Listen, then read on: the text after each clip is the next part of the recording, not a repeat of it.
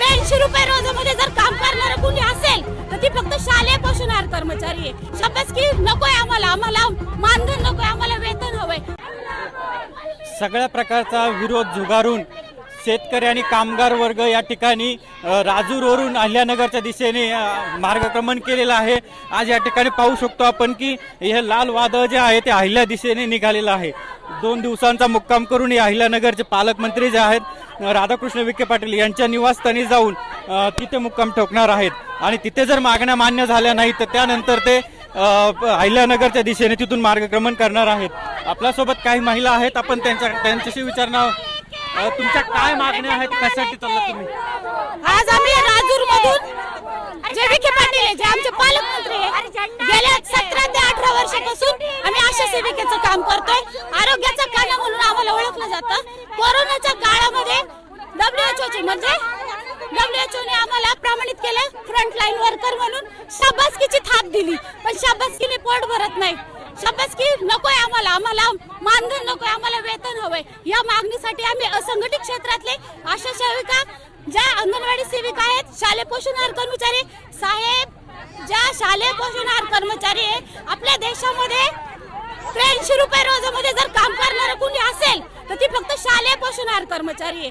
6 ते 7 तास त्यांच्याकडून काम करून घेतलं जातं, पण रोज किती?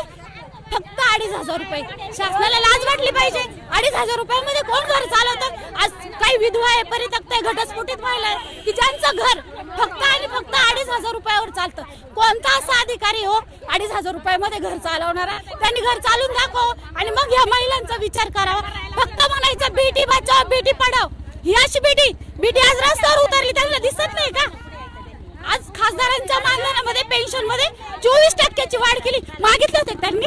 मागितले नव्हते, तरीही न मागता त्यांना मिळतं। पण आम्ही रस्त्यावर उतरले, CI2च्या नेतृत्वाखाली आज आम्ही राजूर ते लोणी पर्यंत जाणार आणि आमच्या मागण्या पूर्ण करून घेणार।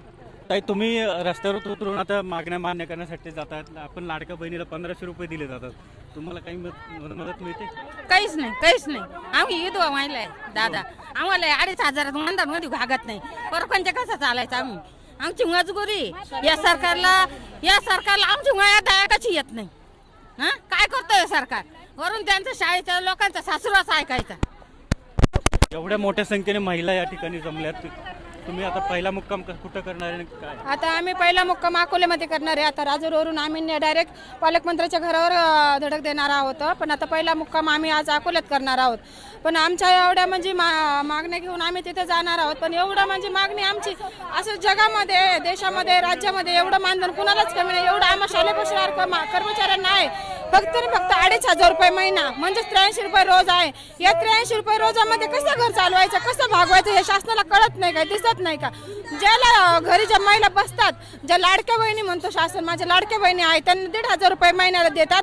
आता तर 3,000 करणार आहेत ना। आम्ही ते कष्टाचं दाम मागतो तरी सुद्धा आम्हाला ते द्यायला तयार नाही येतात। आम्ही एवढे 1 ते 8वी पर्यंतच्या मुलांना, एवढे छोट्या लेकरांना खाऊ घालतो, पोषण आहार त्यांना देतो, गरम करून जागेवर ताटं देतो, खायला घालतो, ताटं धुतो, पाणी देतो, त्यांची स्वच्छता करतो, जेवलेली जागा झाडतो। एवढं काम आम्ही महत्वाचं करून सुद्धा आम्हाला फक्त ₹83 रोज आहे। आणि शासन घरी बसणाऱ्या महिलांना ₹1,500 देते आणि आम्हाला ₹83 रोज देते। आम्ही फक्त कामाचं दाम मागतोय आहोत आणि आमच्या मागण्या घेऊन आम्ही आज पालकमंत्र्याच्या दारात जाऊन आम्ही सावत्र बहिणी थोड्या आहेत का? आम्ही पण त्यांच्या बहिणीच आहोत ना। मग हा भेदभाव का? इतर राज्यामध्ये ₹18,000 मानधन दिलं जातं, मग हे महाराष्ट्र राज्य हाताच्या बाहेरचं आहे का? मग असं का? या ठिकाणी जे आहे ते मोठ्या संख्येने महिला ज्या आहेत त्या जात आहेत आणि या ठिकाणी जर पाहिलं तर त्यांची शासन मागण्या पूर्ण करत नाही। त्या मागण्या पूर्ण करण्यासाठी जे आहे ते या ठिकाणी हे लाल वादळ अहिल्यानगरच्या दिशेने निघालेलं आहे। मराठीसाठी अमोल मतकर, राजूर, अहिल्यानगर।